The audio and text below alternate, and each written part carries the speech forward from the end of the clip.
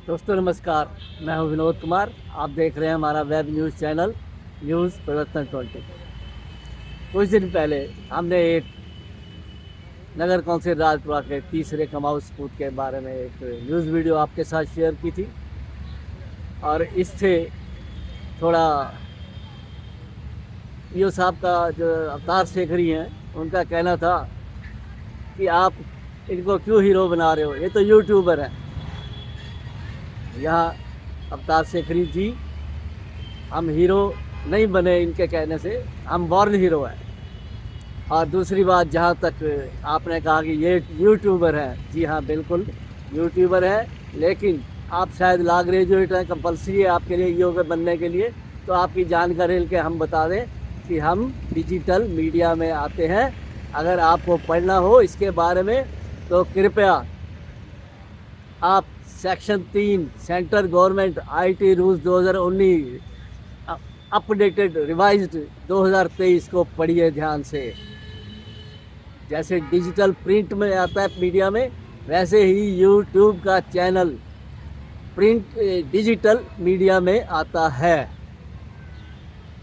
जो आप ये धारणा बनाए हुए मन में, शायद आपको पढ़ने का शौक़ ही नहीं रहा। हालांकि जो लॉ करता है उसको हमेशा देखना पड़ता है, क्या अमेंडमेंट आई, क्या कोर्ट डिसीजन आया। शायद आपको आदत नहीं है क्योंकि आप बिज़ी बहुत हो दूसरे कामों में, फुटपाथों पे कब्जा कराना पेट्रोल पंप जैसे वालों से। तो ये सब कामों में बिज़ी की वजह से आप शायद पढ़ नहीं पाते। शाम को अपने भगवंत मान सरकार के आदेशों की धज्जियाँ उड़ाते हुए भी आपको अपने हेडक्वार्टर छोड़ना है। करोड़ों रुपए की कोठी मिली हुई है यहाँ पे, उसके बावजूद आप शाम को अपने घर पहुँच जाते हो, मोहाली या जहाँ भी रहते हो आप। तो आज चर्चा करते हैं कि म्यूनसिपल काउंसिल नगर कौंसिल राजपुरा के चौथे कमाऊ सपूत की एमपी ब्रांच। दोस्तों, आपको शायद पंजाब इलेक्शन जब थे 2022 के, आप सुप्रीमो अरविंद केजरीवाल का एक इंटरव्यू याद होगा जिसमें उन्होंने कहा था कि मुझे यहाँ के पंजाब के लोग कहते हैं कि यहाँ जो ठेकेदार कमीशन देते हैं वो 40%। तो कहते चलो मैं 40% नहीं मानता, मैं 20% पे मान सकता हूँ, सेटल होता हूँ कि 20% जो कमीशन होता होगा। और हमारी सरकार बनते ही तकरीबन उन्होंने ये कहा कि 35-36 हज़ार, शायद कुछ ऐसा ही था कि 35 हज़ार, जी हाँ, कि हमें जो है ये कमीशन का बचेगा सरकार बनते ही, और सैंड माफिया से 20-30 हज़ार करोड़ रुपया वो बचेगा। तो कुल मिला के जो है 55 से 65 लाख या 64 करोड़ कहा गया उन द्वारा, माफ़ कीजिए कई जगह रुपया बोल दिया मैंने, ये करोड़ है, 64,000 करोड़ या 54,000 करोड़। तो वो हमें पहले दिन से बचेगा। अब देखो, जब अरविंद केजरीवाल आम सुप्रीमो कह रहे हैं कि ये 40% तक कमीशन है, हम नहीं मानते। हम कहते हैं अभी 10% तक तो वाजिब है मानना, हालांकि करप्शन है, मानना 10% तक वाजिब है। लेकिन अगर आप कई चीज़ें में, अगर आप, क्योंकि इनमें अपारदर्शिता है, पारदर्शिता मतलब आप समझते हैं कि क्यों होती है पारदर्शिता। कई जगह ये 80, 90, 100% भी क्रॉस कर जाती है ये कमीशन। आपको एक एग्जांपल देते हैं बगैर नाम बताए। एक यहाँ पे जेई होते थे, जूनियर इंजीनियर, तो एक सड़क बननी थी, उनका काम है एस्टीमेट तैयार करना। तो कुछ पार्ट 20% जो है, या इतना ही लगभग मान लो, लेवल सड़क का लो था, उसमें कुछ मटेरियल डलना था। तो उन्होंने क्या किया सज्जन ने कि पूरा का पूरा जो है सड़क का लेवल ऊपर करना दिखा के तकरीबन 3 से 3.5 लाख का एस्टीमेट बना दिया। जहाँ लगना था 20, 30, 40 हज़ार हो गया। टेंडर अलॉट हो गया, टेंडर जिसको मिलना था, उम्मीद थी, उसको नहीं मिला, किसी और ने लेस ज़्यादा डाल दी और वो टेंडर दूसरे ठेकेदार को मिल जाता है। तो उसके बाद सड़क बन जाती है। तो वो सज्जन जेई साहब ठेकेदार के पास पहुंचते हैं, भी ऐसे था ये तो, और ठेकेदार फिर सवा शेर मिला। उसने कहा जी जो आपने एस्टीमेट बनाया उस हिसाब से हमने डाल के सड़क बना दी। तो कई केसेस में होता है ये, बाकी हो सकता है 10 हो, 20 हो, 40, हमें तो अंदर की जानकारी नहीं है। लेकिन अगर किसी एक ठेकेदार की रिकॉर्डेड स्टेटमेंट के देखा जाए तो कुल मिला के 10% वो मानते हैं।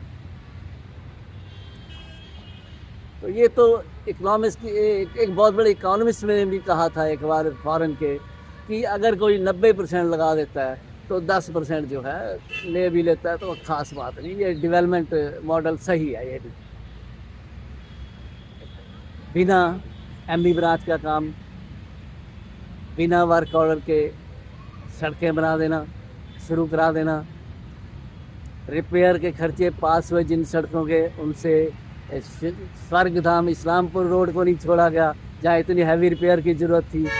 उसमें पास हुआ एजेंडा, वो सड़क बीच में थी स्वर्गधाम इस्लामपुर रोड वाली, लेकिन रिपेयर के नाम पे कुछ नहीं किया गया। और डालमा विहार में पंडित त्रिलोचन देव मार्ग की वो सड़क बना दी गई तारकोल की।